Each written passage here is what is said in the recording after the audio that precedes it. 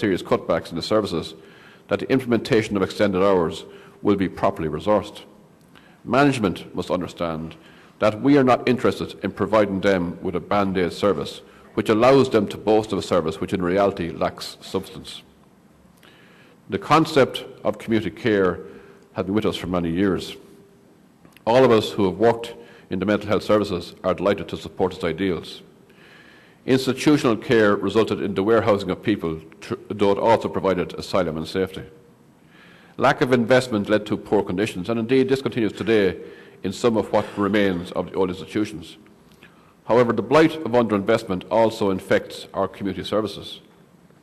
Thankfully, the mentally ill, their families and the advocates are now fighting back. Recent episodes of the Joe Duffy Show illustrate the desperation of people. Community services are inadequate and under-resourced. Crisis intervention is often non-existent. Accessing a hospital bed is very difficult, and pressure on those beds so great that it often leads to early discharges. Many staff complain that acute units very often do not offer patients places of therapeutic safety, but stressful, threatening and frightening environments where violence is a continuous threat and drug and alcohol abuse rife and good management undermined by poor enforcement. There are many examples of drug pushers presenting threateningly at acute units, seeking access to patients who owe them money. For those being treated in the community, support and supervision is often limited or non-existent. The issue of non-compliance with prescribed medication, either because of a sense of a sense of well-being, or because of intolerance of side effects, is common and has been well understood and documented for decades. However, the absence of supervision orders means that those with violent tendencies and or paranoid ideation are left untreated, often with dire consequences, as is seen in a number of high-profile murders in recent years. Some professionals do not want supervision orders, not because they are not of benefit, but because, quite frankly, such orders require significant investment in support and supervisory personnel and access to hospitalisation for the non-compliant, and they fear that such investment would not materialise. Families trying to manage a family member with suicidal ideation complain of lack of support outside office hours, lack of interventionist services. Effectively, the family carried the burden. Community care for many is family care. Understandably, those families are often vitriolic in their criticism of frontline health staff. And those same staff are trying to make do with poor resources, while the managers controlling those resources hide in their offices and avoid the ire of the public. Yet, there are alternatives. Knowledge of community triage, nurse-led assessment, home care, outreach services, etc. are available and validated. We can provide a good service. We can relieve the burden on families, but we must be resourced. On September the 1st this year, the PNA with the support of the Department of Health and Children and the HSE, will highlight the many examples of best practice in the Irish mental health services and ID. We can only hope that the HSE and the Department of Health and Children will subsequently commit to mainstreaming best practice across the entire mental health service.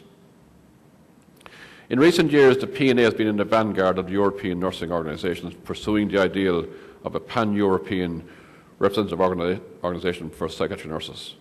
Unfortunately, there is no such organisation right now for ID nurses because it doesn't exist in most of Europe. I am delighted to report the continued growth of Horatio. Standards of training, practice and resourcing and development vary greatly across Europe, with the level and quality of care generally in direct proportion to each country's economic development. This year marked a watershed event in our history when the European Commission invited Horatio as an expert body in mental health care to advise the Commission on its policy development.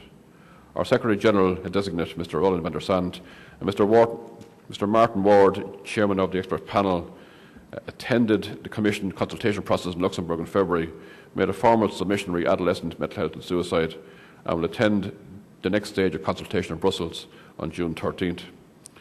From the PNA's point of view, the continued development of the relationship between Horatio and the European Commission is hugely important. It is believed there are nearly 400,000 nurses working in mental health across Europe. until the advent of Horatio, the nursing voice was largely unheard. It is essential that we continue to build and extend our influence so that our discipline's specialist nature is recognised and respected, and our voice on behalf of patients is heard. In November, Horatio hosts its first Psychiatric Nursing Festival in Malta. I urge as many of you as possible to consider travelling. Flights are relatively inexpensive at the moment. There are a variety of hotel options. The weather should be very good, and the opportunity for networking with colleagues from across Europe is very exciting. I am pleased to advise that the PNA is offering €500 grants to 10 officers or delegates wishing to attend festival. And there will be a box here tomorrow morning for delegates to put their names in for a draw to take place in the afternoon for people interested in attending the festival in Malta. Today, in fact, I said the coming days, but today, in fact, the leaders of business and government and the IDICTU come together to conclude the next piece of Towards 2016. They will do this against a background of a downturn in the economy, of oil prices at their highest ever, and the price of rice and wheat more than doubling. In this country, inflation has broken 5%. Exploitative profit-taking continues apace, with Irish consumers getting no benefit but all the problems associated with a strong euro and a weak dollar and sterling.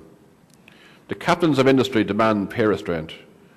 Those who continue to pay themselves massive pay increases demand that workers pay the cost. Government ministers and heads of central bank insist that we cannot expect to match pay increases to inflation. It seems to me, colleagues, that pay restraint, like taxes, is for the little people. Who can blame them? They have led the worker representatives on the merry dance for the last 15 years.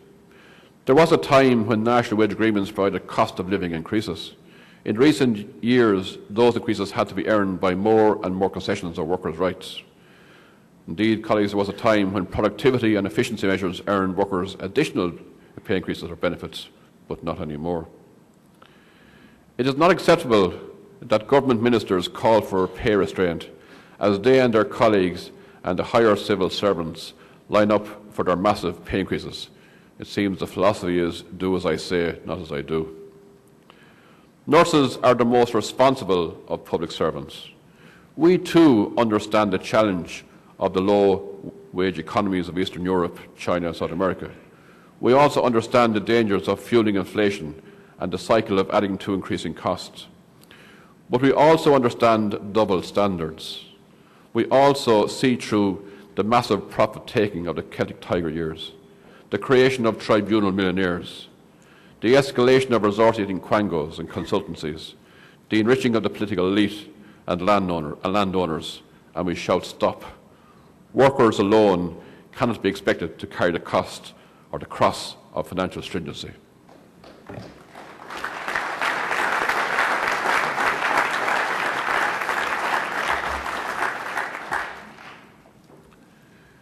Colleagues, the resistance to the concession of the 37.5-hour week for nurses and the obstacles placed in the path of implementation demonstrates an appalling attitude characteristic of apartheid against nurses, very often by those who have enjoyed a much shorter working week for many years. No sooner had the ink been dry on the agreements that the HSE managers insisted on a whole range of prerequisites, conditions and concessions never part of the original agreement. Over the past 12 months, there has been continuous stonewalling